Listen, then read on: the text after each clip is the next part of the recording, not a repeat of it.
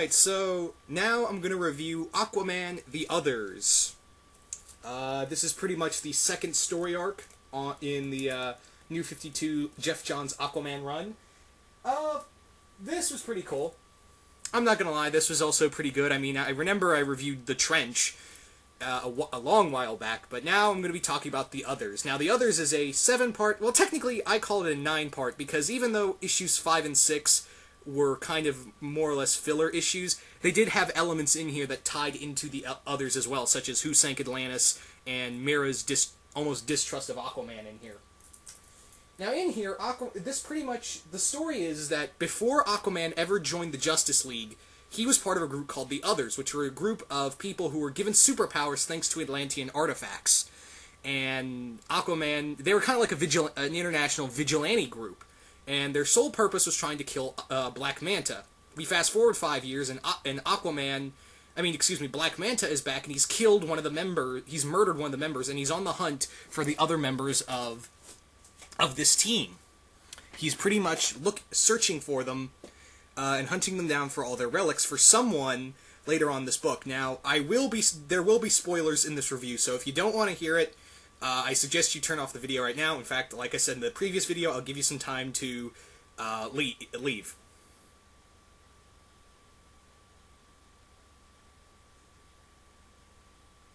Okay, so if you're still here, I'm assuming you want to be spoiled. So, more or less, in here, like I said, this story is freaking awesome. I mean, granted, it's long, but then again, you kind of expect that from a Jeff Johns story, because they take... The thing with a Jeff Johns comic is that it takes forever to get the story to build. It takes forever. But you get little story elements here and here, and you always forget, and you always want to keep reading the rest of the story. Like, the moment something's done, you want to keep you want to keep watching. Reading. And you have to wait a whole month. In here, we see a more insecure Aquaman, and you see Mira, also in here, kind of really distrusting Arthur. You know, this is a big part of his life that he never really talked to her about. And it's something that's kind of driving a wedge between them. Also in here, we get just how savage Black Manta is. I'll tell you guys this right now. When I was reading this comic for the first time, when I was reading the beginning of The Others, and I was reading through it, and the moment I saw Black Manta, I freaked out, because Black Manta is probably one of my favorite DC supervillains, and when we finally see him, and when I finally saw him, when they revealed who it was in the book, like in the first few pages, I was like, oh shit! That was literally my... No joke, that was literally my reaction, seeing Black Manta. It was just awesome. Also in here, let's actually talk more about Black Manta. Black Manta in here is just as deadly and savage and sadistic as he was before, in the previous, pre-52 universe. This is a guy who is just downright just evil. And we see a reason why, we pretty much see a reason why he's the way he is because, well, actually, no, we don't see a reason, but why why he hates Arthur so much in this comic book. In here, it's revealed that the character we saw that was revealed in The Trench, Dr. Shin, years ago when Arthur was revealed to be half Atlantean, Shin hired Black Manta to get a blood sample of him. But what happened is what we thought would happen was Black Manta killed Aquaman's father. But instead, we later find out it was a heart attack that was inevitable, but Black Manta scared Arthur's father so bad that he had a heart attack and passed away. And in revenge, Arthur murdered Black Manta's father, who was also a pirate, but however, he thought he was killing Manta when instead he killed his father. And he still has regret for it, because that kind of just drove them both into being more savage villains. And you see just pure animosity between him and Arthur. It is just like, you see why every time they run into each other, they're just seething with hate. And Black Manta will stop at nothing just to make, he will go out of his way just to make Arthur hurt.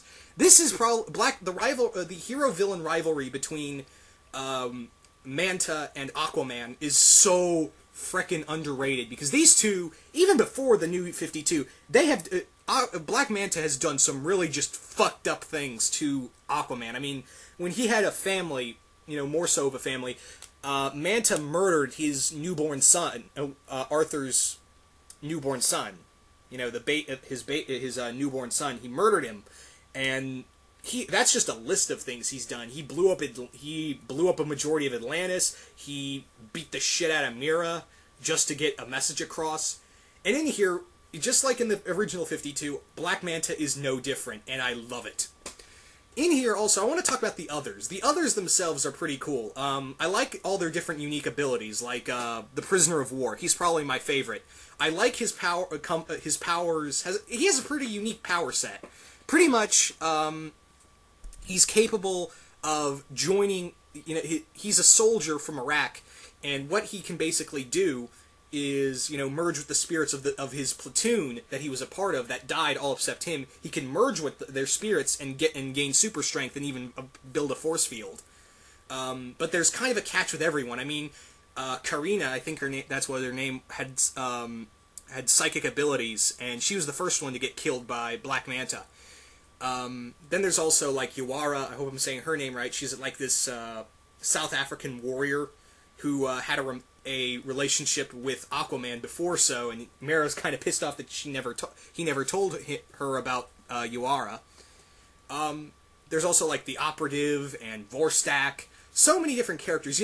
I actually really wish, I really wish that these guys, excluding Aquaman, I wish the others got a New 52 comic book. And they might, who knows, but I really wish the others got a New 52 title, because I would read that shit. These guys are so unique, and I feel like some of them are kind of underdone. They're just there for the sake of either being A, help the story along, or B, bitch at Arthur, for thinking for pretty much abandoning him, which he kind of did, and C, just getting killed, which about 2 of them do. So, I really wish they'd get a book. They deserve it more than they do Vibe. They deserve I feel, that's just my opinion, I think they deserve a ongoing series from DC more than they do than Vibe. Yeah, he's getting a book. You don't remember Vibe? Neither do I. Anywho, this, like I said, that would have been cool. I mean, you didn't really, like I said before, if you were going to do that, you wouldn't need you don't have to have Aquaman in there. But anyway, getting back to the story. In here, we see a more vulnerable Aquaman. Arthur is really pushed to his limits because he feels like he's been we see in here this really interesting scene at the last issue of this arc, where he pretty much says, Aquaman was just a costume to me. He hates being Aquaman. And I was like, that's interesting. Because he's just so ashamed of all the mistakes he made, and some of them are on his own. And like I said, you feel Arthur is pretty much very vulnerable here, because he feels like he's having this very lose-lose situation no matter where he goes, and that's kind of bringing him down to the point where he's just feels like, I gotta do this. And again, he plans on just flat out murdering Black Manta. And there's this really cool scene where he actually beats down Black Manta, and at the end of the arc, and he breaks his arm, and he's about to kill him, and then he's like, no, I can't do it. And Manta's like, we're like Ahab and the White Whale. You've got to finish me. You've got to kill me. And he's like, I probably will, but not today. So he's just basically saying, I'll gladly kill you, but I just don't have it in me today. So Aquaman is not above, like I said, Aquaman is not above killing this son of a bitch. We also see why Manta is in here. This is not just a revenge plot, even though that just kind of makes it sweeter for him. We see also that he's been getting these relics, especially this really powerful scepter that sank Atlantis, which I'm pretty sure we're going to see more in depth in the next story arc. But we see that he's pretty much working for what we assume is Prince Orm, and they've kind of spoiled it for the Justice League Aquaman story they're going to be doing next. And he's pretty much working for Ocean Master, even though we don't see King Orm. That's his real name. We don't see King Orm, but we pretty much, we know it's him. And even Arthur was like, Orm, is that you in that? Because he comes in this giant crab machine, and Arthur jumps on the machine and goes, look, just come out and we'll talk about this. It doesn't have to be like this. We're brothers. And it does have this, and this made me wonder, how cool would it have been when Jeff Johns worked at Marvel? How cool would it have been to see Jeff Johns on a Thor book? Because he's really good at delving into these mythologies, and I'm really interested to see how he's going to play the Aquaman and Ocean Master relationship. Yeah, I really just like how Johns is dealing with this mythology, with this all this different mythos, kind of tying it, all of this Atlantean stuff. So it really made me wonder, how would he have done if he had done I wonder how it would have been if he did a Thor run when he was at Marvel. Well, a guy can only dream, but I would have actually liked to seen him do Thor. So, more or less, let's talk about the artwork by Ivan Reyes. Dear God, this artwork is amazing. I love his work. I love Ivan Reyes' work. It's just amazing to look at. Even the cover, every single cover of this art of the comics so far are just great. It's just all around a fantastic book. This just continues to prove that Aquaman can, it just continues to prove that what's something us true fans of Aquaman have always known. Aquaman is a badass, and Jeff Johns is just flaunting it. But yeah, this is just a really great story. Does it have to be 7 parts, or in my opinion, like I said, did it have to be like 9 parts? Because like I said, even though 5 and 6 were like filler issues, they did have elements in here that tied into the others and tying in further into the upcoming next story arc. So, did it have to be 9 issues? Probably not. But then again, this is Jeff Johns, and you know how he likes to draw things out. And we get the ending of this arc makes it even more interesting, because there might be something other than Orm that wants Atlantis. I'm not going to say what, because even I don't know. This is just great. If you're reading Aquaman, that's great. I'd say wait for try to find the single issues of this if you want to read more of Aquaman, or it's just really good. I mean, I can't say more than that. It is a really well done this is a really well done comic. I mean, the only problem is Jeff Johns stuff, in my opinion, always reads better in trade. But the reason I'm getting this is the only book I'm getting monthly in issues.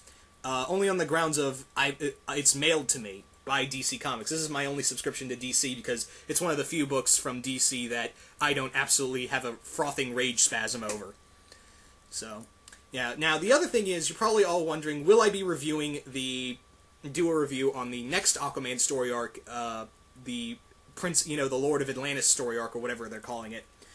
Probably not, because I may be reading Aquaman, but I'm not reading Justice League, because and I've told everyone this before, I don't have a lot of money, I don't live near a comic book shop, and I've read after the first arc of Justice League, the first 6-issue story arc of Justice League, the other stories just seem to kind of just falter for me. So I haven't been a fan of the Jeff Johns Justice League story. If you're listening to this and you're a fan of Jeff Johns' Justice League, I bear no grudge against you, but that's just my opinion. I just personally don't like it. But God, his Aquaman is awesome. But yeah, like I said, I've said enough. Just go out, check out this book. It's awesome. Artwork is amazing. The story is amazing. The characters and the character interactions are great. Just go out and check out this book. That's all I can say.